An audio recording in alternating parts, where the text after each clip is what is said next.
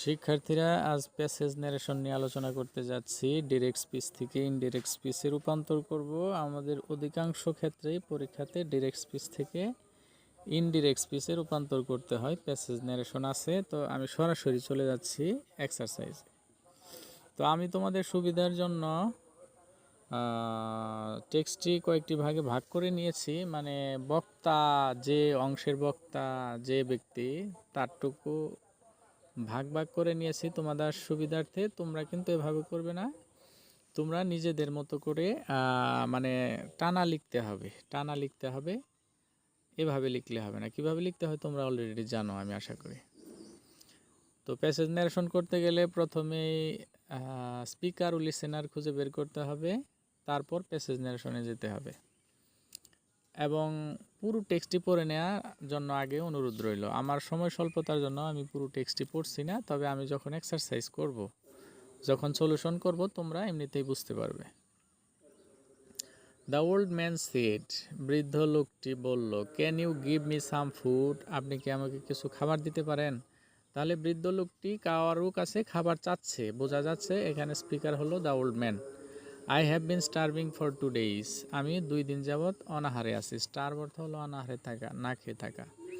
তাহলে এই দুইটি বাক্য বলেছে দ্য ওল্ড ম্যান। কাকে বলেছে এটা পরবর্তী বাক্যে দেয়া আছে। দ্য মেইড সেড, মেইড হলো বাড়িতে যে কাজ করে মহিলা, বাড়িতে কাজ করে মহিলা হচ্ছে মহিলা গৃহকর্মী বলা যায়। হোয়াই ডু ইউ বেগ, আপনি কেন ভিক্ষা করেন? কান্ট ইউ ওয়ার্ক, আপনি কি কাজ করতে পারেন না? আচ্ছা, ঠিক আছে, তাহলে আমরা শুরু করছি।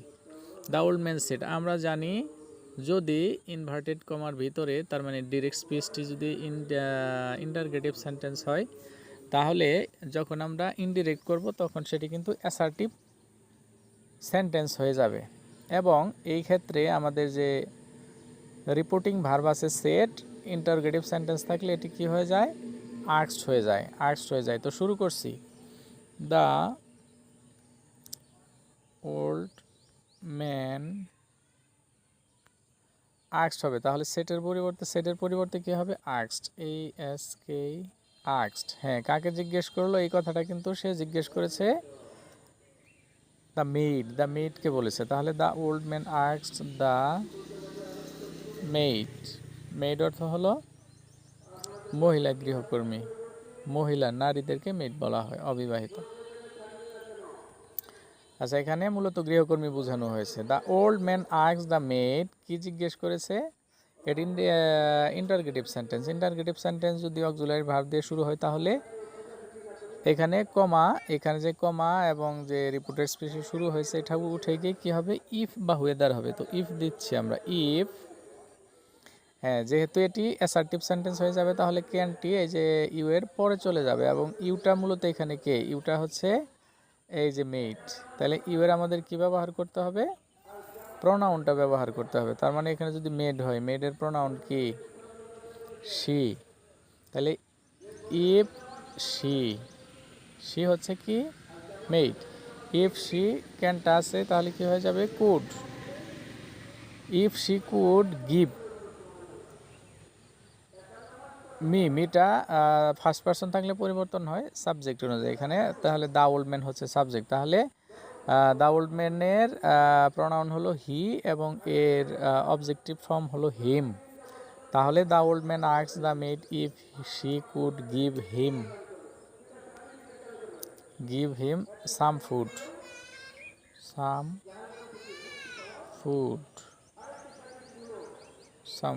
আমাদের এটি হলো। তাহলে একটি বাক্য আমরা চেঞ্জ করে ফেলেছি। তাহলে আরেকটি বাক্য আছে, I have been starving for 2 days। তাহলে এখানে আমরা দিতে পারি হি অ্যাডেড দ্যাট।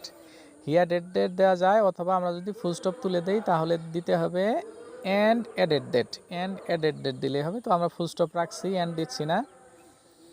তাহলে আবার কি দেব আমরা? যে হি অ্যাডেড দ্যাট, সে যোগ করলো, যে সে কি যোগ করলো? আই হ্যাভ বিন স্টারভিং, আইটা তাহলে কি হবে? এই সাবজেক্ট অনুযায়ী এখানে দ্য ওল্ড ম্যানের প্রোনাউন হবে হি। এবং এইখানে যদি প্রেজেন্ট পারফেক্ট কন্টিনিউয়াস টেন্স থাকে, তাহলে প্রেজেন্ট পারফেক্ট কন্টিনিউয়াস থাকলে এখানে হয়ে যাবে পাস্ট পারফেক্ট কন্টিনিউয়াস টেন্স। তাহলে added that he have been থাকলে হয়ে যাবে হ্যাড বিন স্টারভিং।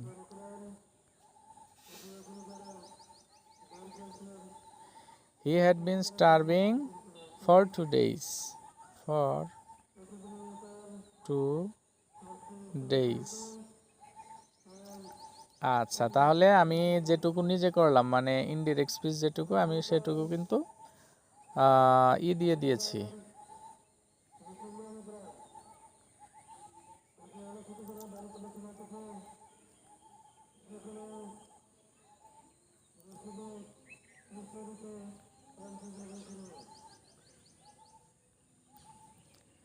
আচ্ছা, সেইটুকু আমি ইটালিক ফন্টে দিয়ে দিয়েছি তোমাদের বোঝার সুবিধার্থে। এইটুকু হলো। তারপর কি আছে? The man said, the maid said why do you beg, can't you work. আচ্ছা, তাহলে এইটুকু, এই অংশটুকু বলেছে কি মেড মানে কাজের মেয়ে বলেছে হোয়াই ডু ইউ বেক, আপনি ভিক্ষা করেন কেন, কান্ট ইউ ওয়ার্ক, আপনি কাজ করতে পারেন না। আচ্ছা, তাহলে শুরু করছি। দ্য মেড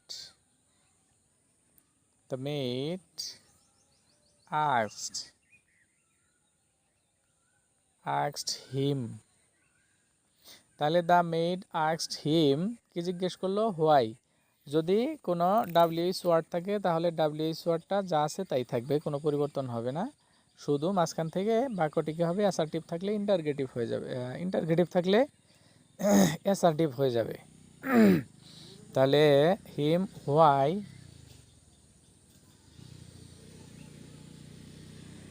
তাহলে ইউটা হয়ে যাবে আমাদের, ইউ পরিবর্তিত হবে কি অনুযায়ী? এখানে মূলত অবজেক্ট ছিল, ধরে নিব।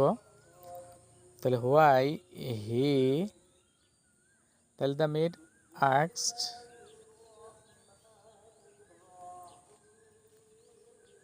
asked him why he baked, begg, why he baked। আচ্ছা, can't you work, তাহলে এখানে কি দেওয়া যায় যে she also asked, কারণ এটা একটি interrogative sentence, can't you work, she also asked if, ইউটা হচ্ছে মূলত ওই দা ওল্ড ম্যানকে বোঝাচ্ছে, তাহলে ইউটা হয়ে যাবে he. If he could not work, can not থাকলে কুড নট হয়ে যাবে, কারণ আমরা জানি প্রেজেন্ট থাকলে পাস্ট হয়ে যায়। Couldn't work.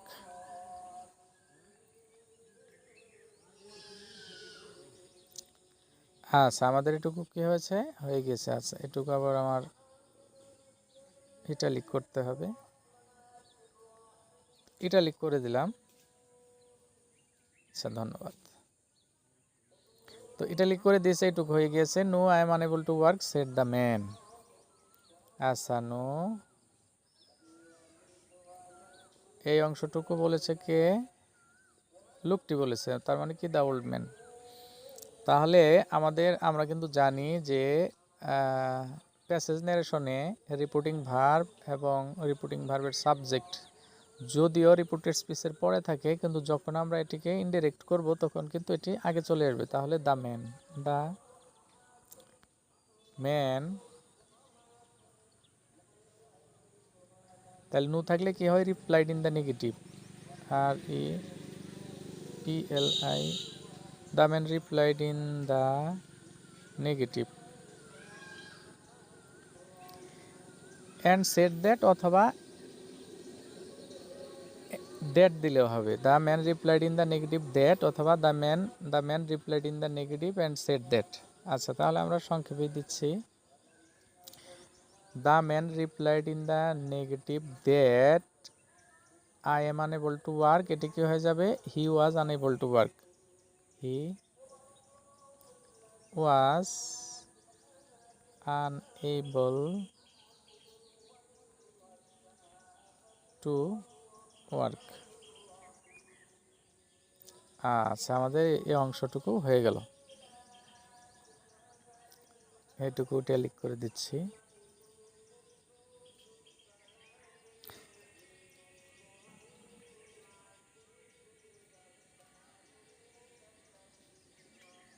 আচ্ছা, দেখা যায় রঙও চেঞ্জ করা যায়, আমি জানলে দিয়ে দিতাম। আচ্ছা, যা হোক, পরের অংশে চলে যাচ্ছি। The maid again said, don't you have anyone to look after you. আচ্ছা, তাহলে দ্য মেড এগেন সেড, তাহলে কি হবে, যেহেতু এটি একটি ইন্টারগেটিভ সেন্টেন্স, তাহলে রিপিটিং ভার্বটা আবার আস্কড হয়ে যাবে। দ্য মেড এগেন আস্কড, তাহলে এখানে এগেন আস্কড হিম দিলেও হবে, না দিলেও হবে। তাহলে এগেন আস্কড, আমরা জানি অক্সিলারি ভার্ব থাকলে কি হয়, if. If he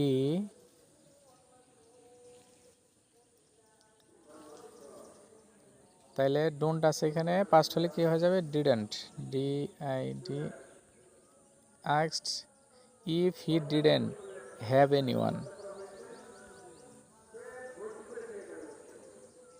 anyone to look after him, two look after him,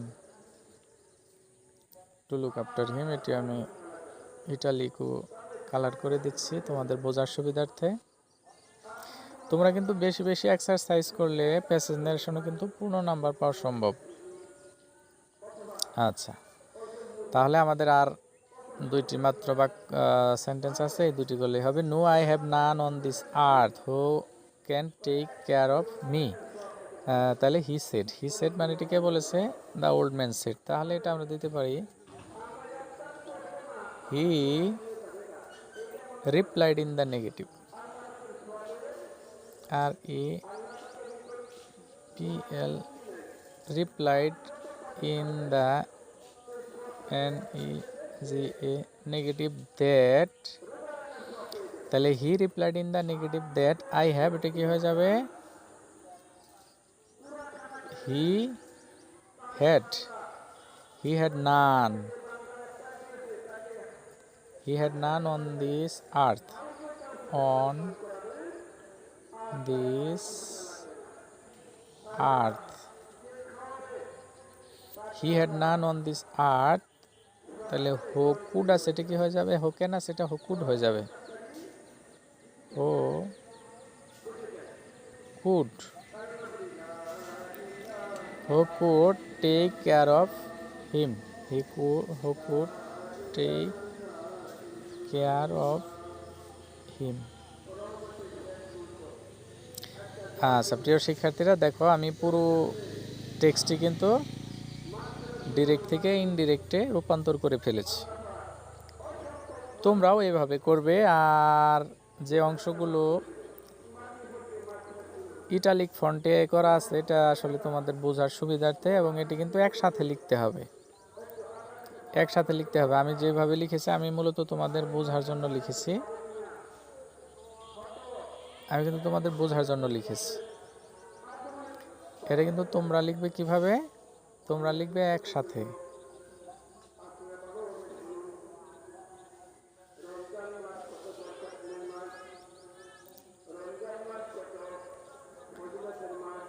আচ্ছা, তাহলে তোমাদের একসাথে লিখতে হবে।